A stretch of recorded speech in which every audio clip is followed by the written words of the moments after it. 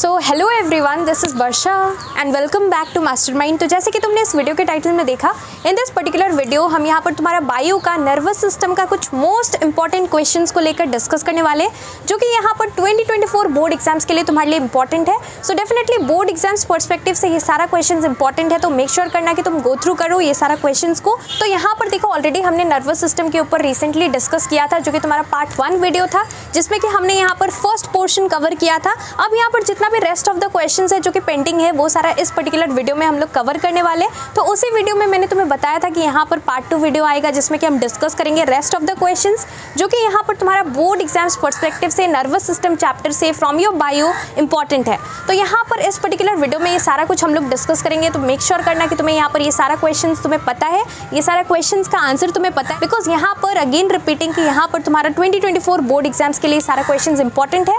और इसके साथ साथ यहाँ पर नेक्स्ट वीडियो तुम कौन से चैप्टर पे चाहते हो, ये चीज़ तुम लोग मुझे नीचे कमेंट करके बताना। सो let's start with this video. तो जैसे कि तुम देख सकते हो, यहाँ पर हम क्वेश्चंस को डिस्कस करने वाले। मैंने ऑलरेडी यहाँ पर पार्ट 1 वीडियो बनाया था, जिसमें कि हमने यहाँ पर name the following type questions already discuss किया था। अब इस पर्टिकुलर वीडियो में जो भी रेस्ट क्वेश्चंस था, जो भी बाकी था, वो सारा क्वेश्चंस को हम लोग डिस्कस करने वाले from your nervous system chapter. And definitely this is important for your 2024 board exams. तो यहाँ पर बोर्ड एग्जाम्स पर्सपेक्टिव से इंपॉर्टेंट है, तो ये सारा क्वेश्चन को मेक श्योर करना कि तुम्हें इसका आंसर्स पता है। ये सारा क्वेश्चन गो थ्रू कर लेना। So let's start. सबसे पहला तुम्हारा गिव रीजन टाइप क्वेश्चन है, नंबर 1। सो फर्स्ट क्वेश्चन क्या है? A person, you have to give reason why a person after consuming alcohol walks clumsily. So यहाँ पर इसका आंसर क्या होगा? Why a person after consuming alcohol walks clumsily? This is because alcohol, it affects that part of the brain that is responsible for the muscular coordination. So it affects cerebellum. So cerebellum, it controls that part of the brain that is associated with muscular coordination. So due to this, the body balance is hampered and a person is unable to walk properly after drinking or after consuming alcohol. तो ये तुम बनाकर answer लिख सकते हो, तुम्हारे book में भी तुम्हें मिल जाएगा, तुम गो थ्रू कर सकते हो एक बार, फिर तुम ये आंसर कोई लिख सकते हो बनाकर, जो कि मैंने तुम्हें अभी बताया। अब यहाँ पर नेक्स्ट है तुम्हारा 2, second question of give reason. Injury to medulla oblongata leads to death. So why it leads to death, तुम्हें यहाँ पर रीजन बताना है। So you can write injury to medulla oblongata, it leads to death because medulla oblongata, it controls the involuntary activities. What are involuntary activities? Involuntary activities are those activities that is not under our control. So activities like respiration, heart beat, etc., they are all involuntary activities, and if they are hampered, if this is hampered, then definitely any injury to this part of the brain, that is medulla oblongata, it can lead to the death of the person. So you can write this, you can write in your own words, you will get marks, don't worry. Next है तुम्हारा define type question. तो यहाँ पर कुछ terms है, कुछ biological terms है, कुछ टेक्निकल टर्म्स है, जो कि तुम्हें इसका डेफिनेशन पता होना चाहिए, जो कि इस चैप्टर से आता है। सो यहाँ पर मोस्टली साइनेप्स का यहाँ पर डेफिनेशन आ सकता है, या फिर तुम्हारा फिल इन द ब्लैंक्स में भी आ सकता है, नेम द फॉलोइंग में, MCQs में भी आ सकता है, घुमा फिरा कर क्वेश्चन। तो तुम्हें यहाँ पर इसका डेफिनेशन पता होना चाहिए। Synapse, what is synapse? It is the point of contact between the terminal branches of the axon of a neuron with the dendrites of another neuron, or you can simply write the point of contact between two neurons is known as synapse. उसके बाद यहाँ पर तुम्हारा second जो definition है, उसका answer तुम्हें पता होना चाहिए। Reflex action, what is reflex action? It is an involuntary and instantaneous movement in response to a stimulus. So ये तुम लिख सकते हो फॉर रिफ्लेक्स एक्शन। नेक्स्ट है तुम्हारा मोटर नर्व। मोटर नर्व का डेफिनेशन क्या है? You can write a nerve carrying impulses from the brain और spinal cord to a muscle और a gland is known as motor nerve. उसके बाद next है तुम्हारा, नेक्स्ट है क्वेश्चन नंबर 4, जो सब पार्ट है क्वेश्चन नंबर 2 का। सो यहाँ पर voluntary actions, what are voluntary actions? Voluntary actions are the responses to the stimuli that are consciously coordinated and controlled by the brain. So definitely this is under the control, but involuntary activities like respiration, heartbeat, etc., they are not under our control. Now next is number 5 is natural reflex. तो natural reflex का definition तुम लिख सकते हो, it is the one in which no previous experience or learning is required and they are inborn. So inborn जो होता है वो तुम्हारा natural reflex है. Next, now moving ahead to question number question number 3 now. So question number 3 क्या है, state the function of. तुम्हें यहाँ पर फंक्शंस बताना है, तो देखो लोकेशंस, फंक्शंस, इस टाइप का क्वेश्चन आता है तुम्हारा बायो में। शॉर्ट ही मोस्टली तुम्हें पढ़ना पड़ता है, लेकिन तुम्हें सब कुछ पता होना चाहिए। डिटेल में कुछ भी नहीं पढ़ना है, मतलब लॉन्ग क्वेश्चन एंड आंसर्स की तरह नहीं पढ़ना है बायो में। सो फर्स्ट है तुम्हारा, you have to state the function of cerebrum. So cerebrum का फंक्शन क्या है, you can write it is the seat of memory, speech, reasoning, etc. Next is neuron. What is the function of neuron?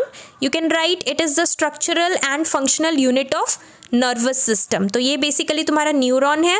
Neuron is also known as nerve cell. तो अगर यहाँ पर neuron के बदले nerve cell आ जाए question में तो तुम कंफ्यूज मत हो जाना, यहाँ पर सेम है तुम्हारा, neuron and nerve cell is same.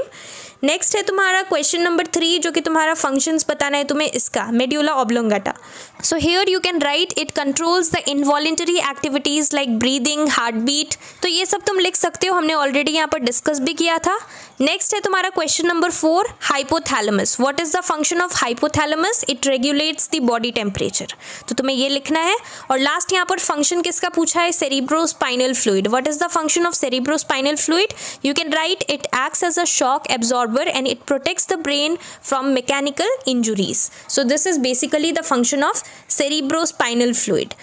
So question number 4 में differentiate between type question है। पहला question है spinal nerves and cranial nerves and you have to differentiate it on the basis of number of nerves. तो यहाँ पर spinal nerves में कितना होता है, 31 pairs। तुम्हें लिखना पड़ेगा spinal nerves में होता है 31 pairs and cranial nerve होता है तुम्हारा 12 pairs। cranial का होगा 12 पेयर्स।